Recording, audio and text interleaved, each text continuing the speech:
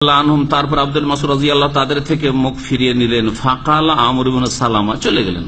আব্দুল মাসউদ ওই রকম বলে চলে গেলেন। আমর ইবনে সালামা বলছেন, রাইনা আম্মাতা উলাইকা ইউতাইনুনা ইয়াওমান নাহারওয়ানি মাল খাওয়ারিজ। এই লোকেরা যারা বেদাতি জিকির কুফায় বসে মসজিদে হালকায় জিকির বানিয়ে করছিল, তাদের অধিকাংশগুলিকে আমি দেখেছিলাম ইউতাইনুনা, যারা আমাদের বিরুদ্ধে অস্ত্র ধারণ করেছিল, যুদ্ধে লিপ্ত হয়েছিল, ইয়াওমান নাহারওয়ান, নাহারওয়ানের যুদ্ধে, মাল খাওয়ারিজ, খারেজিদের সঙ্গী হয়ে, খারেজিদের পক্ষ থেকে। খারেজিরা অস্ত্র ধারণ করেছিল সেই যুগের সবচাইতে শ্রেষ্ঠ, আল্লাহর জমিনে শ্রেষ্ঠ বান্দার বিরুদ্ধে। তিনি না, আলী রাদিয়াল্লাহু তাআলা। ওসমান রাদিয়াল্লাহু তাআলা তো মদিনায় শহীদ হয়ে গেছে, বোঝা গেছে। সেটাও যারা আজকালকার বর্তমান যুগের মিছিল করে মারো, হ্যাঁ হ্যাঁ, যেখানে পাও মারো, যেখানে পাও নেতাদেরকে মারো, ওই রকম গুমরাহ লোকেরা ওসমান রাদিয়াল্লাহু তাআলা আনহুকে হত্যা করেছে। আর এই খারিজি লোকেরা তাদের ধর্মীয় সংশয়, শুবহাত, আলী রাদিয়াল্লাহু তাআলা আনহুকে তারা সবচেয়ে বড় কাফের মনে করত, খারিজির।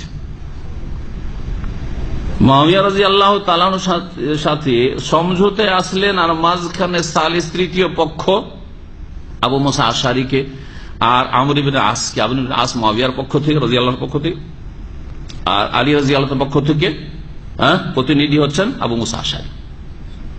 তোমাদের দুইজনকে আমরা সালিস বানাইলাম, মানে তৃতীয় পক্ষ বানাইলাম, নিরপেক্ষ তোমরা এখন আমাদের মাঝে দ্বন্দ্বটা মিটিয়ে দিবে। এটি ছিল সিফিনের যুদ্ধের সমঝোতা।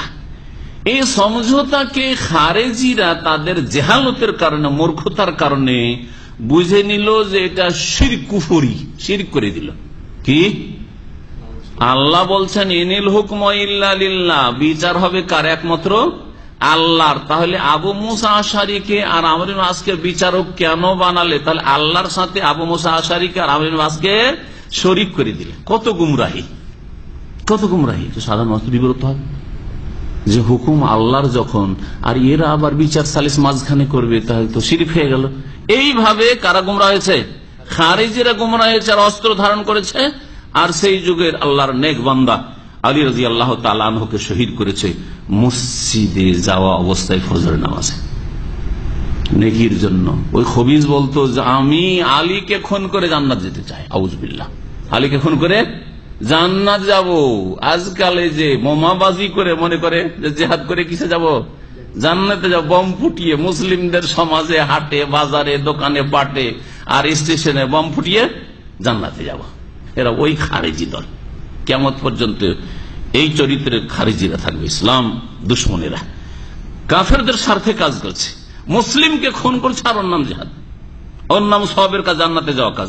ইবনে মুলজাম খারিজি এই কাজটি করেছিল।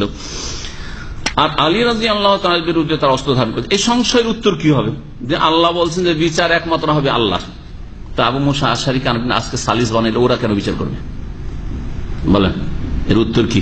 বিচার আল্লাহ পাকের কোরআন কারীম দিয়ে হবে, রাসূলের হাদিস, ওহী দিয়ে হবে।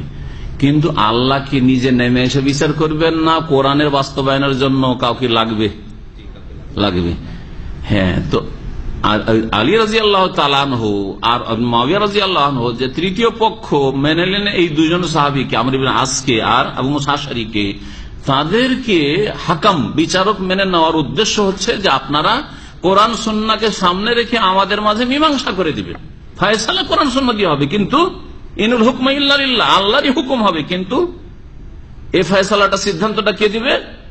আপনারা দুইজন দেবেন। হ্যাঁ, এটা ছাড়া উপায় আছে নাকি?